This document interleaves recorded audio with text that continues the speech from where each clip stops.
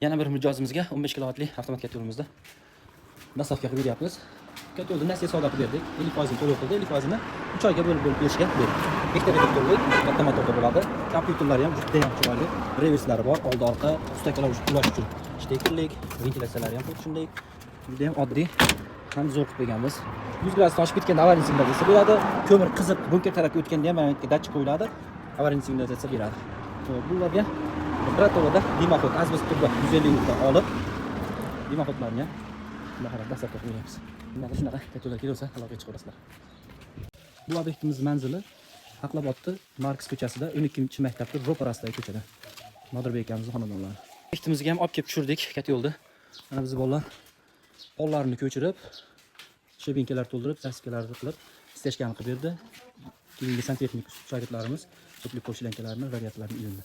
Obyekt mana shu tarafda shu oxirigacha biz katyoxonani ko'ramiz. Hop, bu oshxona eski bo'lgan o'rnlari, montajlarni yana boshqatdan qilinadi. Tupli pol stechkasini kuyib olgandan keyin hop, eski montajni yig'ishtirib qo'yildi. Bu yerda ikkita xona bor. Ichida sanuzeli bilan radiator sistema. Bu yerda ham radiator, ham tupli pol, ham radiator, ham tupli pol, и sanuzelda radiator turibdi. Xo'p, katyoxonani ko'ramiz.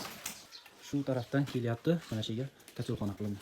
Katyoxonani ham chiroyli stechkalar qilib, patologlarni tunuka qilib, polni chiroyli qilib obyektni topshiramiz, xudo xolasa. Hamma ishlarni qilib. Xo'p, tupli polga alohida, radiatorga alohida podacha obyektlar chiqqan. 15 kilovatlik avtomat kat yo'lda 70 kvadrat joyga qo'yilyapti. Bu yerda usta haqqi pol ko'chirib, zasifkalarni olib kirildi. 1.600.000 ga do'g'ri bo'ldi. Stechkalarimiz 40.000 so'mdan.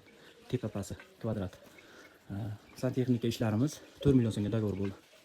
Kat yo'lini qo'yib ishlab berishgan. Xudo xolasa shunaqa xizmatlar olsa aytaverasizlar. Assalomu alaykum va rahmatullohi va barakatuh.